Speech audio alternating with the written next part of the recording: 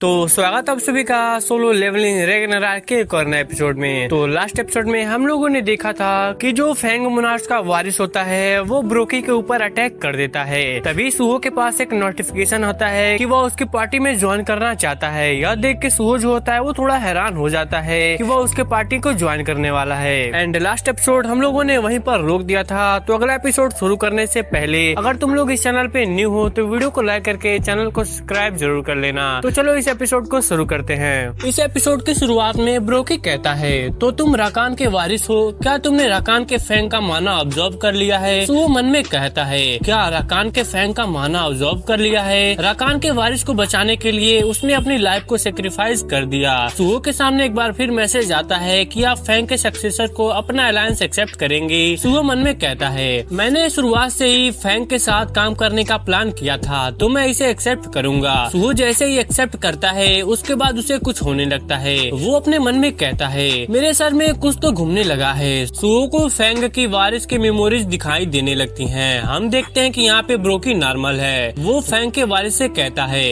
राकान के वारिस, हम shadow monarch से फाइट हार गए। आखिर इस दुनिया में वही जीता है जो फिट है। हमारे जैसे जो हार गए हैं उन्हें बड़ी मुश्किलों से गुजरना पड़ता है। फैंग मोनार्च का सक्सेसर होने के नाते तुमको स्ट्रांग बनना होगा। हम देखते हैं कि फैंग का वारिस और ब्रोकी एक दूसरे के साथ काफी खुश थे। आगे हम देखते हैं कि यहाँ पर एक इथेरियंस के दूत आ जाते हैं। ब्रोकी फैंग के वारिस को बचाने की पूरी कोशिश कर रहा होता है। वो कहता है, क्यों तुम लोगों ने अभी तक हमें क्यों नहीं मारा? तभी एक इथेरियंस का दूत जो कि अभी एक बच्चा था वो कहता है, ये मॉन्स्टर तो काफी यूजफुल लग रहा है। एक बच्चा इथेरियंस का दूत ब्रोकी के आंखों में कुछ डाल देता है। यह सब देख के राकान का जो वारिस होता है वो बहुत ज्यादा रोने लगता है। आगे वो दूत कहता है, ब्रोकी अब से तुम्हारा काम यह होगा कि तुम ह्यूमंस को पकड़ोगे और हमारे पास लाओगे। जो चीज मैंने तुम्हारी आंखों में प्लांट की है वो तुम्हारी स्ट्रेंथ को बढ़ाएगी और वो तुम्हारी हेल्प करेगी। हालांकि यह यूजर पर डिपेंड करेगा। ऐसा भी हो सकता है कि यह तुम्हारी किसी इच्छा को मोड़ दे।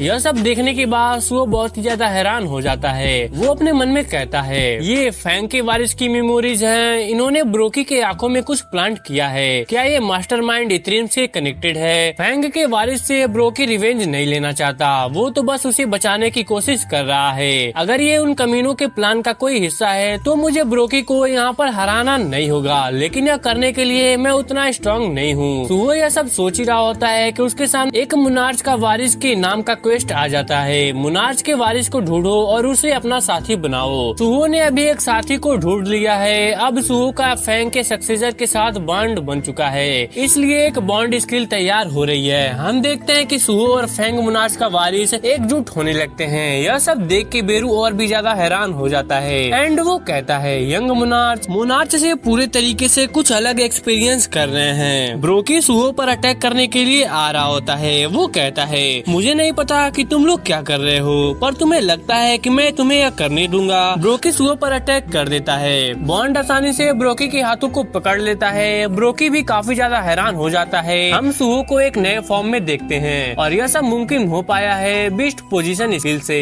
ये स्किल हर एक सेकंड में एक माना यूज करती है। इस स्किल के साथ सुहो फैंग के सक्सेसर के साथ कंबाइन हो सकता है और इससे सुहो के सेंसेस बीस्ट की तरह हो जाएंगे। ब्रोकी सुहो पर अटैक कर रहा होता है। वो अपने मन में कहता है, क्या यह वारिस एब्जॉर्ब हो गया? सुहो ब्रोकी के सारे हमलों को डॉज कर रहा होता है। वो अपने मन में कहता है, मेरी बॉडी हल्की महसूस हो रही है। मैं फील कर पा रहा हूँ कि मेरे सेंसेस बहुत ही ज्यादा शार्प हो गए हैं। सुहो ब्रोकी के जबड़े पर एक जोरदार किक मारता है। इससे उसके मुंह से ब्लड निकलने लगता है। हम देखते हैं कि ब्रोकी के आइज से भी पावर मिल रही होती है। वो अपने मन में कहता है, नहीं मैं हार नहीं सकता। ब्रोकी अपनी पूरी ताकत से सुहो को पंच करता है। हालांकि सुहो इसे आसानी से ब्लॉक कर देता है। यह सब देख के बेरू काफी ज्यादा हैरान हो जाता है। वो अपने मन में कहता है, क्या उनका माना बढ़ गया है? आगे ब्रोकी कहता है, मुझे नहीं पता कि तुम लोग यह क्या कर रहे हो, पर मैं एक ह्यूमन से बिल्कुल भी नहीं हारूंगा। आखिर स्ट्रेंथ में फर्क स्पेसीज के अनुसार ही होता है, तुम और कुछ नहीं, बस एक कमजोर ह्यूमन हो। सुहो और ब्रोकी दोनों फिर से एक दूसरे को जोरदार पंच करते हैं, लेकिन सुहो का पंच बहुत ज्यादा पावरफुल होता है। इससे ब्रोकी का जो हाथ होता है वो कुचला जाता है। हम देखते हैं कि सुहो ने मार्शल आर्ट स्किल सीख ली है। इस स्किल में कोई भी माना यूज नहीं होता। इस स्किल से सुहो मार्शल आर्ट में और भी ज्यादा स्किल्ड हो चुका है। उसके हाथों का जो अटैक होता है वो 33 से बढ़ चुका होता है, पर पर बेरू ब्रोकी से कहता है, बेवकूफ, कहीं ये यंग मोनार्च के सामने अलग अलग स्पीसीज के बारे में बोलने की तुम्हारी हिम्मत कैसे हुई? ब्रोकी कहता है, तुम एक नंबर का बेवकूफ हूँ, कोई भी स्पीसीज शैडो मोनार्च के ऊपर नहीं है। ये सुन के ब्रोकी बहुत ही ज्यादा हैरान हो जाता है और वो कहता है, तो क्या इसका मतलब ये लड़का? सुओ ब्रोकी के मुंह पर एक जोरदार किक मारता है। इसके बाद ब्रोकी की जो हालत होती है वो टाइट हो जाती है, वो बस जमीन पर पड़ा रहता है। वो कहता है, मुझे स्ट्रांग बनना ही होगा। सुओ और फैंग के वारिस अलग अलग हो जाते हैं। फैंग का वारिस ब्रोकी के पास जाता है और उसके आगे एथेरियम्स के दूतों ने जो प्लांट किया था वो उसको हटा देता है। अब जो ब्रोकी होता है वो नॉर्मल हो जाता है एंड वो कहता है, मुझे याद आया कि मैं स्ट्रांग क्यों नहीं होना चाहता था। लॉर्ड राकान, मैं गुस्सा था क्योंकि मैं आपको प्रोटेक्ट नहीं कर पाया। इतना कहने के बाद ब्रोकी जो होता है वो वहीं पर मर जाता है। सुओ ने हाइना ब्रोकी को हरा दिया होता है। उसका जो लेवल होता है वो 2 से लेवल अप हो जाता है। बेरू सुओ से कहता है, यंग मोनार्च, आपने सब कुछ बहुत अच्छे से किया। सुओ कहता है, बेरू, तुमने कहा था कि तुमने ब्रोकी के अंदर एथेरियम्स की एनर्जी महसूस किया था, है ना? मैं अभी थोड़ी देर पहले फैंग के वारिस की मेमोरीज में देख पाया।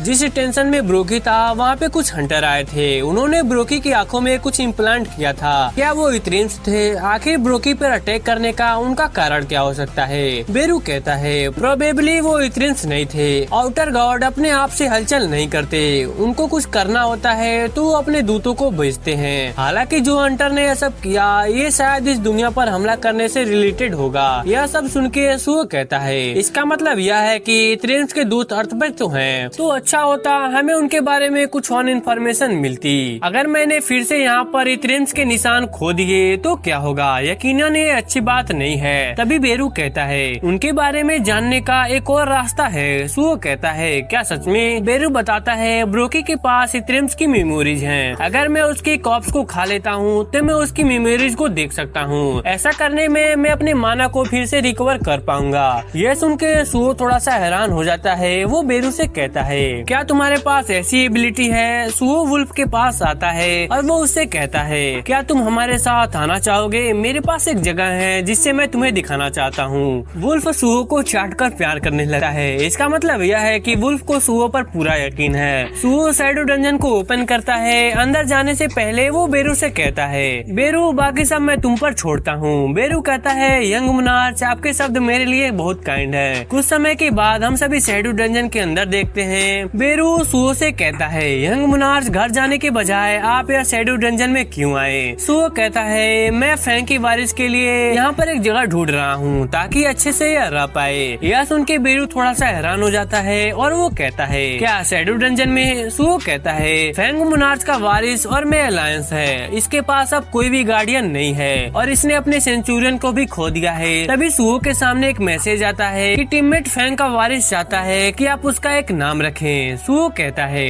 तुम चाहते हो कि मैं तुम्हारा नाम रखूं? देखा जाए तो तुम्हारे फरक ग्रे कलर के हैं, तो आज से तुम्हारा नाम होगा ग्रे। यह सुन के बेरू मन में कहता है, इनका नाम रखने का सेंस बिल्कुल मोनार्क जैसा ही है। सुओ फैंग के लिए एक जगह बना देता है। सुओ बेरू से कहता है, बेरू, ग्रे क्या खाता होगा? बेरू बताता है, अब वो फैंग का खून है तो मुझे लगता है कि वो लिविंग ऑर्गेनिज्म और मॉन्स्टर को खाता होगा। सुओ कहता है, चलो यह तो अच्छा है, वहाँ पे कुछ मॉन्स्टर हैं। दिन में तो मुझे छुटकारा नहीं मिलता। मुझे लगता है कि मैं ग्रे को क्लीन अप करने के लिए कह सकता हूँ। सुओ पेड़ पर बैठ जाता है। ग्रे मॉन्स्टर को खाने लगता है। सुओ को एक क्वेस्ट रिवार्ड में 5 एबिलिटी स्टेट पॉइंट मिल जाते हैं और एक वुल्फ स्लॉटर टाइटल मिल जाता है। यह टाइटल उस हंटर को दिया जाता है जो वुल्फ को मार सकते हैं। इस टाइटल को यूज करके 20 टाइप मॉन्स्टर के खिलाफ सुओ के स्टेट पॉइंट 40 से बढ़ जाते हैं। यह सब देख के सुओ कहता है, क्या वह स्लॉटर ब्रोकी एक खाना नहीं था? बेरू कहता है, यंग मोनार्च, इन मामूली डिटेल्स को नजरअंदाज कर दीजिए। सुओ कहता है, चुप रहो, इस क्वेस्ट को देखो, ये इम्पोर्टेंट है। मोनार्च के वारिस को ढूंढना है और उन्हें मेरे टीममेट बनाना है। बेरू कहता है, मोनार्च के पास ऐसा सिस्टम नहीं था। मैंने सुना था कि जो लेवल ऑफ सिस्टम आपके लिए बनाया गया है उस सिस्टम से बुरे इरादों को हटा के किसी हद तक रिवाइज किया गया है। सुओ पूछता है, कैसे बुरे इरादे?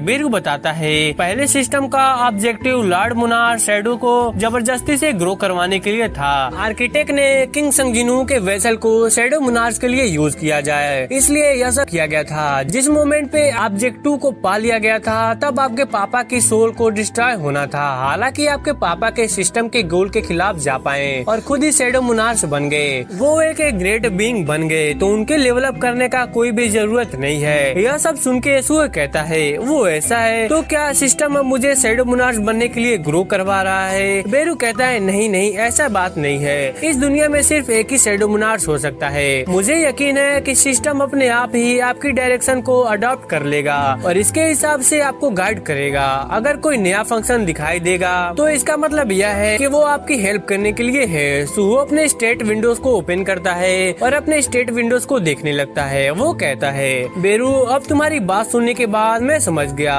कि मेरा क्लास अभी भी नन क्यों है। सुहो मन में कहता है जब मैं लेवल 1 पे था और मिस्ड बन से लड़ाई करके उसके बाद मेरे स्टेट काफी ज्यादा बढ़ चुके थे। इसके साथ ही मुझे काफी सिंपल स्किल भी मिले थे। हालांकि अभी मैं काफी ज्यादा कमजोर हूँ। यहाँ तक अभी के इंसिडेंट्स में मेरा और ग्रे का कोई बोर्ड नहीं होता तो मैं ब्रोकी से हार जाता। अगर ये लाइन से दिए गए क्वेस्ट जो मुझे चाहिए इसलिए तो अभी के लिए मैं इनको क्लियर कर दूंगा। जैसे जैसे मैं इनको क्लियर करता जाऊंगा प्रोबेबली मेरे पेरेंट्स से मिलने के चांसेस बढ़ते जाएंगे। सुहो पेड़ के नीचे जंप लगाता है और वो बेरू से कहता है अरे हाँ बेरू, क्या तुमने ब्रोकी के मेमोरीज में एथेरिम्स के बारे में कोई निशान मिला? बेरू बताता है मैंने उसकी मेमोरीज को देखने की कोशिश की पर वहाँ पे कुछ ऐसा भी नहीं था कि एथेरिम्स के दूतों ने ब्रोकी का ब्रेन वॉश किया। यह सुन के सुहो थोड़ा सा नाराज हो जाता है और वो कहता है तो क्या कोई भी क्लू नहीं है? बेरू कहता है नहीं नहीं ऐसा नहीं है, मुझे उसके अंदर से ह्यूमंस की मेमोरीज देखने को मिली जिन्होंने ब्रोकी के लिए हाइना गिल्ड को बनाया और ह्यूमंस को किडनैप किया था। और इन सब के पीछे जो गिल्ड है वो है ग्रीम रीप गिल्ड। अगर हम उस गिल्ड के अंदर कुछ ताका झाकी करे तो हमें एथेरिम्स के बारे में जरूर कुछ न कुछ इन्फॉर्मेशन मिल जाएगी। अगले दिन हमें ग्रीन रीप के एक ए रैंक के हंटर को दिखाया जाता है और ये कोई और नहीं ली मिंगसुंग होता है। अगर आपने सोलो लेवलिंग देख रखा है तो आपको इसके बारे में कुछ तो पता ही होगा। मिंगसंग को ताइगू नाम के एक बंदे का कॉल आता है। मिंगसंग उसे कहता है क्या हुआ, तुमने इस समय कॉल क्यों लगाया? क्या तुम इस समय साउथ एशिया के रेड में हेल्प करने के लिए तो नहीं हो? ताइगू कहता है अब वो इम्पोर्टेंट नहीं है। क्या तुमने न्यूज आर्टिकल को नहीं देखा? तुम हैना गिल्ड के इंसिडेंट्स के पीछे हो ना? मिंगसंग कहता है ये तुम क्या बात कर रहे हो? अगर तुम्हें हैना को देखना ही है तो किसी जू में जाओ। ताइगू कहता है ले मिंगसंग टॉपिक को चेंज करने की कोशिश मत करो। मिंगसंग कहता है जिस तरीके से तुम बात कर रहे हो ये बिल्कुल भी अच्छा नहीं है। ताइगू कहता है मैंने पहले से ही ढूंढ लिया है कि तुमने हैना गिल्ड के साथ कुछ कमीशन किया है। एसोसिएशन जल्दी से जल्दी ढूंढ लेगी। मिंगसंग कहता है तो क्या अगर वो ढूंढ लेंगे तो क्या कर लेंगे? जैसे ही मैं अपने लॉयर को कॉल लगाऊंगा वो सभी कुछ भी नहीं कर सकते। हम लोग ताइगू को देखते हैं। वो आगे कहता है तुम्हें इतना कॉन्फिडेंस नहीं होना चाहिए। एसोसिएशन के लॉज शायद उतने पावरफुल ना हो पर एसोसिएशन के चेयरमैन कोई मामूली चीज नहीं है जिनके सामने तुम कुछ भी नहीं कर पाओगे। मेरे आने से पहले तुम अच्छे से सारी चीजों को लपेट लेना। इतना कहने के बाद ताइगू फोन को रख देता है। मिंगसंग को बहुत ही ज्यादा गुस्सा आ जाता है। वो कहता है अपनी बात कह के ऐसे फोन रखने की उसकी हिम्मत कैसे हुई? वो बस मेरा ड्राइवर हुआ करता था, अब वो पूरी तरीके से घमंडी हो चुका है क्योंकि वो एक एस रैंक हंटर है। मिंगसंग गुस्से में आगे के टेबल को तोड़ देता है। आगे वो कहता है जिस बंदे ने ब्रोकी को हराया और हैना गिल्ड को तबाह कर दिया, भले ही कुछ सर्वाइवर ने मुझे उसके बारे में इन्फॉर्मेशन दी है लेकिन बस इतना ही पता चला कि वो एक यंग हंटर है जिसने एक मास्क को पहना था। खैर अभी मुझे उस पर टाइम बर्बाद नहीं करना चाहिए जिसके बारे में मुझे कुछ ज्यादा इन्फॉर्मेशन नहीं है। अभी के लिए ये इम्पोर्टेंट है। हम देखते हैं कि मिंगसंग एक गोल से ऑब्जेक्ट को निकालता है और वो कहता है ये है हंटर अवेकनिंग सिमुलेटिंग। इस एपिसोड की शुरुआत में हम लोग ग्रे को देखते हैं जो कि मॉन्स्टर को हंट कर रहा होता है। बेरू उसे देखकर कहता है अब तुम बहुत अच्छे से फाइट कर पा रहे हो, ऐसे ही स्ट्रांग होते रहो ताकि तुम यंग मोनार्च को प्रोटेक्ट कर सको। ग्रेल तुम्हें जो भी खाना हो वो खा सकते हो। यह सुन के सुहो कहता है ग्रे का नाम ग्रेल कैसे बन गया? खैर मुझे अच्छा लगा कि मैंने जितना सोचा था उसे जल्दी वो अडॉप्ट करने लगा है। तभी सुहो के सामने एक अलर्ट आ जाता है कि टीममेट ग्रे ने एक मॉन्स्टर को हंट करके एक सर्टेन अमाउंट एक्सपी को हासिल कर लिया है। अब इसमें से 50 एक्सपी सुहो को मिल चुकी है। यह देख के सुहो काफी ज्यादा हैरान हो जाता है। वो बेरू से कहता है बेरू मुझे ग्रे की हंटिंग से एक्सपी मिल रही है, क्या पहले ऐसा सिस्टम था? बेरू कहता है क्या ऐसी बात है? मुझे पक्का तो नहीं मालूम लेकिन मुझे लगता है कि ये ऐसी है जैसे शैडो सोल्जर्स हंट करते हैं और एक्सपी शैडो मोनार्च को मिलती है। सुहो कहता है मुझे लगता है कि ये गेम के अंदर के पार्टी सिस्टम की तरह है जहाँ पर एक्सपी शेयर की जाती है। हालांकि मुझे 50 एक्सपी मिला है, ये बहुत ही ज्यादा अच्छी बात है कि मुझे ऑटोमेटिक एक्सपी मिल रही है। बेरू कहता है अगर ऐसी बात है तो ग्रे को और हंटिंग करने देते हैं। यह सुन के ग्रे की जो हालत होती है वो बहुत ही ज्यादा खराब हो जाती है। सुओ के सामने एक और नोटिस आता है। सुओ ने शैडो डंजन के अंदर एक सर्टेन अमाउंट में मॉन्स्टर को खत्म कर दिया था, तो इससे उसके लिए एक daily quest shadow dungeon clean up तैयार हो जाता है। इसमें सुओ को 100 गॉब्लिन्स, 2 गॉब्लिन कमांडर्स और 1 गॉब्लिन सेंचुरियन को खत्म करना है। यह सब देख के सुओ कहता है क्या एक डेली क्वेस्ट? ये चाहता है कि मैं गॉब्लिन्स को खत्म करूं। अगर ये क्वेस्ट है तो यकीनन रिवार्ड भी मिलेगा, और ये डेली क्वेस्ट है तो इसका मतलब मुझे डेली ही रिवार्ड मिलेगा। बेरू कहता है लगता है कि सिस्टम चाहता है ये जगह परमानेंटली आपकी हो जाए। तो कहता है मुझे इतने बड़े जगह में 100 गॉब्लिन्स को ढूंढना होगा क्या यार, ये तो काफी ज्यादा बोरिंग होगा। तभी सुहो अपनी इन्वेंट्री को खोलता है, उसके अंदर गॉब्लिन्स का हॉर्न फ्लूट होता है। इसको बजाते ही आसपास के सारे गॉब्लिन्स एक जगह पर इकट्ठा हो जाएंगे। सुहो काफी ज्यादा खुश हो जाता है। वो कहता है क्या बात है, गॉब्लिन को मारने के बाद मुझे ये मिला था, अच्छा हुआ मैंने इसे अपने पास ही रख दिया। सुहो हॉर्न को बजाने लगता है, सारे गॉब्लिन्स आवाज की तरफ आने लगते हैं। ये देख के सुहो कहता है जैसा कि मैंने सोचा था ये काम कर गया। बेरू कहता है क्या बात है यंग मोनार्च, ये तो काफी ज्यादा स्मार्ट आइडिया है। सुहो गॉब्लिन्स को खत्म करने लगता है। वो अपने मन में कहता है गॉब्लिन्स अब बोरिंग है क्योंकि मुझे बहुत सारे को मारना है। सुहो बार बार फ्लूट को बजाता है और गॉब्लिन्स वहाँ पर आ जाते हैं। सुहो के सामने काफी सारे गॉब्लिन्स आ जाते हैं। वो कहता है कम से कम मुझे इतनों की तो जरूरत होगी ही। सुहो डेड गॉब्लिन्स की शैडो को एक्सट्रैक्ट कर लेता है। शैडो गॉब्लिन्स ग्रे और सुहो गॉब्लिन्स को खत्म करने लगते हैं। सुहो को दिया हुआ टास्क कंप्लीट हो जाता है। ग्रे की हालत जो होती है वो काफी ज्यादा खराब हो रखी होती है क्योंकि वो लगातार 3 घंटों से हंट कर रहा था। सुहो को रिवार्ड चेक करने का मैसेज आता है पर सुहो अभी रिवार्ड को चेक नहीं करता।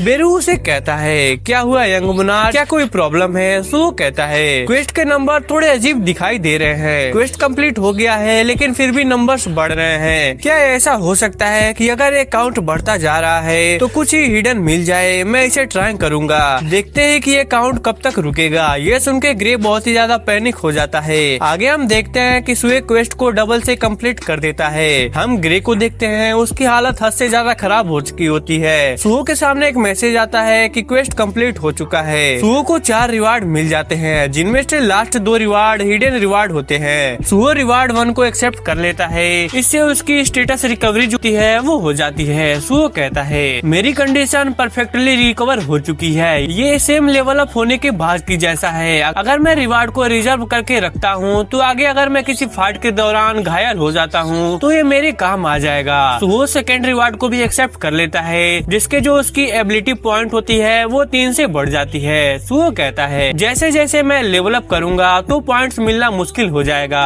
मैं इन डेली क्वेस्ट के रिवार्ड को रोज स्ट्रॉन्ग बनने के लिए यूज कर सकता हूँ। अब सुहो को 2 लास्ट रिवार्ड में से किसी एक रिवार्ड को चुनना है। एक में है रेंडम ब्लेसिंग बॉक्स और दूसरे में है रेंडम कर्स बॉक्स। रेंडम ब्लेसिंग बॉक्स में से सुहो को सब कुछ मिलेगा जो वो चाहता है और रेंडम कर्स बॉक्स में से सुहो को वो मिलेगा जिसको उसकी जरूरत है। सुहो थोड़ा सा कंफ्यूजन में आ जाता है कि उसे क्या लेना चाहिए, लेकिन आखिर में वो लास्ट रेंडम बॉक्स को एक्सेप्ट कर लेता है। उसके अंदर से सुहो को वल्कन का हॉर्न मिल जाता है। ये देख के सुहो काफी ज्यादा हैरान हो जाता है क्योंकि ये हॉर्न गॉन्टलेट होता है। आगे हम इसके बारे में और थोड़ी इन्फॉर्मेशन दी जाती है। ये गॉन्टलेट वोल्कन के हॉर्न से बना है। इसके अंदर वोल्कन की अथॉरिटी है जिससे और भी ज्यादा डैमेज होगा। इस गॉन्टलेट की 2 इफेक्ट्स हैं। एक ये डिस्ट्रक्शन के लिए बना है, इसके फिजिकल डैमेज 30 से बढ़ जाता है। इसका सेकंड इफेक्ट है डीमन प्रेडेटर। ये गॉन्टलेट जितने भी डीमन को निगल जाएगा उतने ही वोल्कन की अथॉरिटी स्ट्रांग होती जाएगी। यह सब देख के सुहो कहता है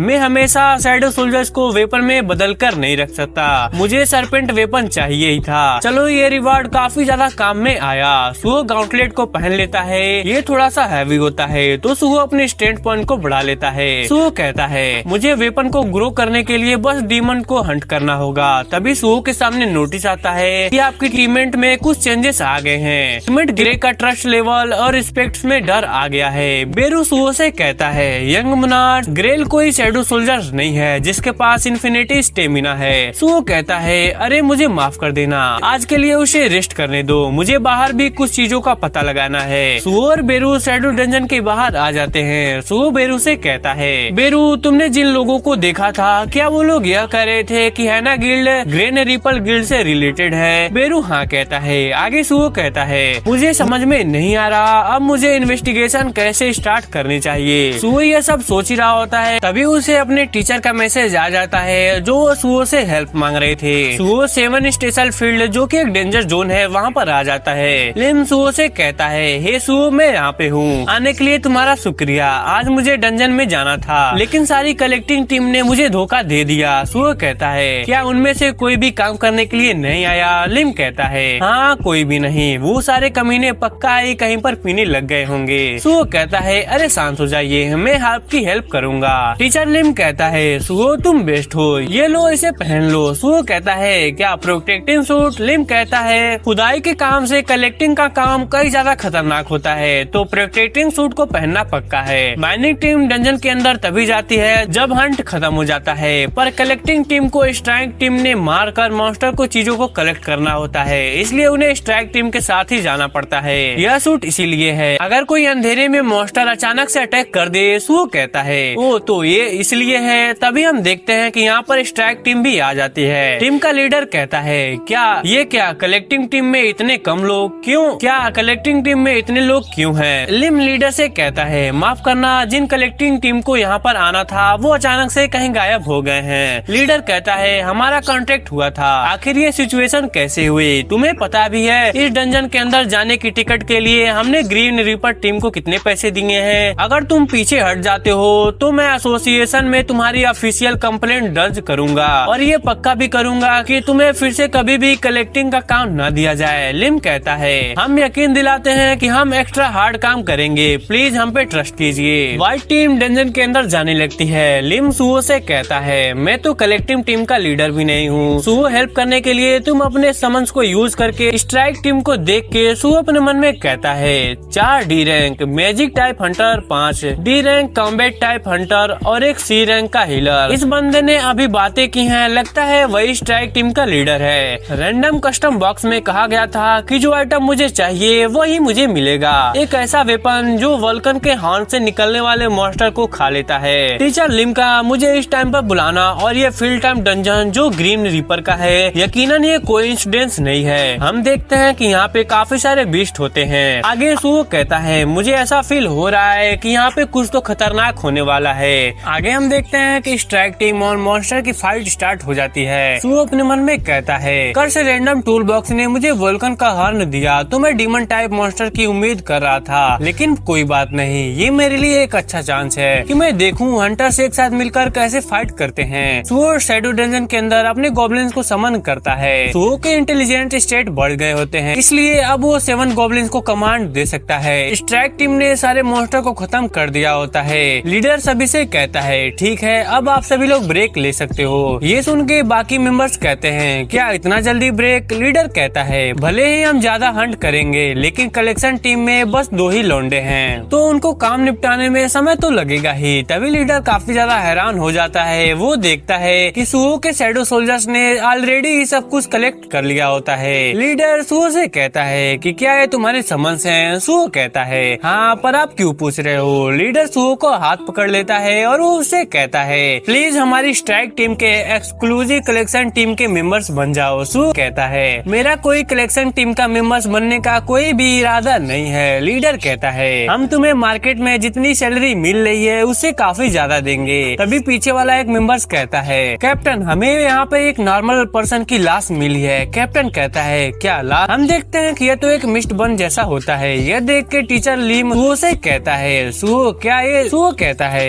हाँ मैं भी वही सोच रहा हूँ, मुझे लगता है कि एक मिस्ट बन है। कैप्टन कहता है, क्या मिस्ट बन? क्या ये वो न्यू टाइप के मॉन्स्टर है जो नीली आग में जलते हैं? सुओ कहता है, मुझे यकीन है, मेरी यूनिवर्सिटी में मिस्ट बन का इंसिडेंस हुआ था। तभी आगे दूसरे मेंबर्स को भी लाश मिल जाती है। एक मेंबर कहता है, कैप्टन क्या हमें हंट को रोक के पहले इसके बारे में एसोसिएशन को बताना चाहिए? कैप्टन मन में कहता है, यकीनन ये कुछ ही अलग ही मामला है, लेकिन इनका जो पहनावा है उनको देखकर पक्का ये नॉर्मल ह्यूमन की तरह दिखाई दे रहे हैं। ये हंटर भी नहीं है। हमारी पार्टी में सी रैंक और डी रैंक के अवेकन है, तो मुझे लगता है कि बिना किसी दिक्कत के इस इश्यू को निपटा सकते हैं। कैप्टन सभी से कहता है, चलो अभी के लिए आगे बढ़ते हैं। ये सुन के सुओ थोड़ा सा हैरान हो जाता है और वो कैप्टन से कहता है, आप जितना सोच रहे हैं मिस्ड बन उससे कई ज्यादा खतरनाक होते हैं। कैप्टन कहते हैं मैं स्ट्राइक टीम का कैप्टन हूँ तो मैं डिसाइड करूंगा, तुम लोग कलेक्शन टीम यहाँ पे सब कुछ निपटा लो और हमारे पीछे आ जाना, ठीक है। ये सुन के लीम की फट जाती है और वो कहता है कि हम फिर से मिस्ड बन को देखने वाले हैं। सो वो कहता है आपके पास रनिंग स्किल है ना, अगर कुछ भी गलत हो जाए तो आप यहाँ से भाग जाइएगा। स्ट्राइक टीम आगे बढ़ जाती है। उसके बाद हमें एक मिस्टीरियस ग्रुप को दिखाया जाता है जो कि नॉर्मल ह्यूमंस पे यहाँ पर एक्सपेरिमेंट कर रहे होते हैं। इनमें से एक बंदा कहता है ये फायरवुड इतनी स्ट्रांग नहीं है, फायरवुड के सप्लाई की प्रॉब्लम का आखिरकार क्या चल रहा है। दूसरा बंदा कहता है हमें कहा गया है कि सप्लाई ग्राउंड में कुछ प्रॉब्लम है तो इसलिए सप्लाई ढंग से नहीं हो पा रही है। ये लोग जो बात कर रहे होते हैं वो हाइना गिल्ड की है। हाइना गिल्ड इनको ह्यूमन सप्लाई करते हैं और ये लोग उन सप्लाई किए गए लोगों के साथ एक्सपेरिमेंट करते हैं और इस एक्सपेरिमेंट में यह लोग स्टारडस्ट को प्रोड्यूस करते हैं। आगे इसके बारे में हमें और डिटेल में पता लग जाएगा। यह बंदा कहता है नए सप्लाई के लिए शायद से हमें उस ह्यूमंस को पूछना चाहिए। पहले वाला बंदा कहता है मुझे तो यकीन नहीं हो रहा कि हाइना गिल्ड जो हमें फायरवुड सप्लाई करती थी उसे कुछ दिक्कतों का सामना करना पड़ेगा। ऐसा ही चलता रहा तो हमारा स्टारडस्ट का प्रोडक्शन उस फैक्ट्री से बहुत ही ज्यादा कम हो जाएगा। तभी इस मॉन्स्टर को महसूस होता है कि ऊपर वाले एरिया में हंटर आ गए हैं। वो कहता है लगता है हंटर आ गए हैं, मैं उन्हें देखता हूँ। पहले वाला बंदा कहता है तुम्हें पता है ना कि तुम्हें उन्हें जिंदा पकड़ के लाना है। वह बंदा कहता है हाँ मैं जानता हूँ। हम हंटर्स को देखते हैं, इन्होंने इस एरिया के मॉन्स्टर को भी खत्म कर दिया होता है। कैप्टन घायल मेंबर्स को हील कर देता है। आगे उसके बाद हम देखते हैं कि कैप्टन के पास स्टारडस्ट है। वो सभी से कहता है ये स्टारडस्ट है, क्या तुम लोगों ने इसके बारे में सुना है। एक मेंबर्स कहता है अरे हाँ मैंने इसके बारे में सुना है, ये माना को बढ़ा देता है। हंटर वर्ल्ड में इसकी काफी ज्यादा डिमांड है, यह काफी ज्यादा सेल हो रहा है। दूसरा मेंबर्स कहता है मैंने सुना है कि इसको पाना काफी ज्यादा मुश्किल है, मुझे यकीन नहीं हो रहा कि आप इसे छुपा कर रखे थे। कैप्टन कहता है इसका असर बस एक हफ्ते तक ही रहता है, लेकिन ये लो रैंक के अवेकन की रैंक 1 से बढ़ा देता है। अगर मैं इसको खाता हूँ तो मुझे सी या उसके ऊपर का माना मिल जाएगा। तभी पीछे से वो मॉन्स्टर यहाँ पर आ जाता है और वो अपने स्वॉर्ड से कैप्टन पर हमला कर देता है। हालांकि मॉन्स्टर को कुछ लोग जिंदा चाहिए इसलिए वो स्वॉर्ड की प्लेन वाले हिस्से से कैप्टन पर हमला करता है। कैप्टन जो होता है वो बेहोश हो जाता है। सभी कैप्टन को आवाज दे रहे होते हैं। मॉन्स्टर इन सभी से कहता है चिंता करने की कोई भी जरूरत नहीं है, वो जिंदा है। सभी मेंबर्स बहुत ही ज्यादा हैरान हो जाते हैं और वो कहते हैं एक मॉन्स्टर जो कि बात कर सकता है। सभी जो मेंबर्स होते हैं वो फाइट के लिए तैयार हो जाते हैं। वहाँ पर टोटल 10 हंटर्स होते हैं। मॉन्स्टर कहता है टोटल 10, हाँ एक साथ तुम सभी टफ होगे। वैसे 10 लोगों की जरूरत नहीं है, स्ट्रॉन्ग हंटर्स को तो मैं खुद खत्म कर सकता हूँ। हम देखते हैं कि इस मॉन्स्टर के पास भी स्टारडस्ट होता है और वो उसे खा लेता है। यह देख के सभी मेंबर्स काफी ज्यादा हैरान हो जाते हैं एंड वो सभी कहते हैं क्या स्टारडस्ट, क्या ये मॉन्स्टर भी स्टारडस्ट को खा सकते हैं। स्टारडस्ट के इफेक्ट से पहले हमें इसे हराना होगा। सभी हंटर्स मॉन्स्टर पर हमला कर देते हैं, लेकिन मॉन्स्टर एक एक करके सभी को घायल कर देता है और कुछ हंटर्स को मार के वो हंटर्स को अपने साथ ले जाता है। आगे हम सुओ को देखते हैं, उसके सामने रेस्क्यू द सर्वाइव क्वेस्ट आ जाता है। अभी जो हंटर्स थे उनको एक डीमन ने पकड़ लिया है, यानी अभी जो मॉन्स्टर था वो एक डीमन था। सुओ को जितना हो सके उतने हंटर्स को बचाना है और सुओ जितने भी हंटर्स को बचाएगा उसके हिसाब से उसे रिवार्ड मिलेंगे। एंड इसी के साथ अपना जो ये एपिसोड होता है वह यहीं पर खत्म हो जाता है। तो कमेंट बॉक्स में जरूर बताना कि तुम्हें जो ये एपिसोड है वो कैसा लगा। तो चलो मिलते हैं अगले किसी और नए एपिसोड के साथ, तब तक के लिए सायोनारा।